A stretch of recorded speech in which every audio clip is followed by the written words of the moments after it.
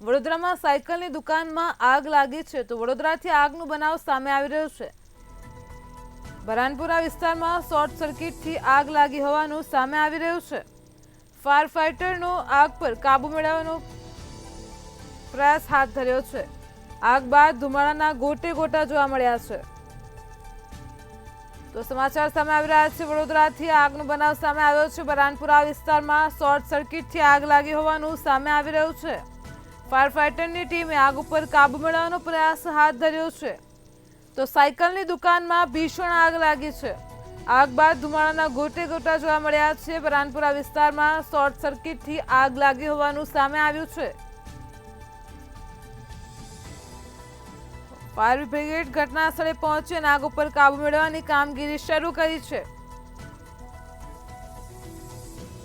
સાયકલની દુકાનમાં આગ લાગતા જ આગે વિકરાળ સ્વરૂપ ધારણ કર્યું। ધુમાડાના ગોટે ગોટા જોવા મળ્યા છે। તો વડોદરાથી સમાચાર સામે આવ્યા છે। સાયકલની દુકાનમાં ભીષણ આગનો મામલો સામે આવી રહ્યો છે।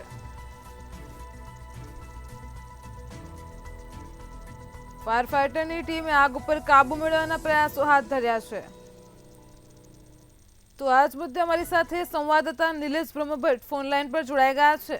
જી નિલેશ, વડોદરામાં સાયકલની દુકાનમાં ભીષણ આગ લાગી છે, શું છે સમગ્ર મામલો?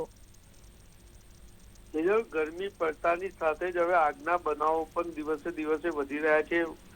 બરાનપુરા વિસ્તારમાં સાયકલ બજાર આવ્યું છે ને અત્યારે શોર્ટ સર્કિટના કારણે આગ લાગી હોવાનું પ્રાથમિક તારણ આવ્યું છે। સાયકલ વેચતી દુકાનમાં શોર્ટ સર્કિટ થયો હોવાનું પ્રાથમિક કારણ ફાયર બ્રિગેડના અધિકારી આપી રહ્યા છે।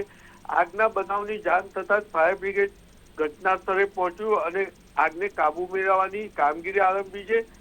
સાયકલની દુકાનમાં આગ લાગી હોવાથી આગે વિકરાળ સ્વરૂપ ધારણ કર્યું અને વિસ્તારમાં ધુમાડાના ગોટે ગોટા નીકળી રહ્યા છે અને કુતૂહલવશ લોક ટોળા પણ આગ જોવા ઉમટી પડ્યા છે। ત્યારે ફાયર બ્રિગેડના જવાનો હાલ આગને કાબુ મેળવવાનો પ્રયત્ન કરી રહ્યા છે।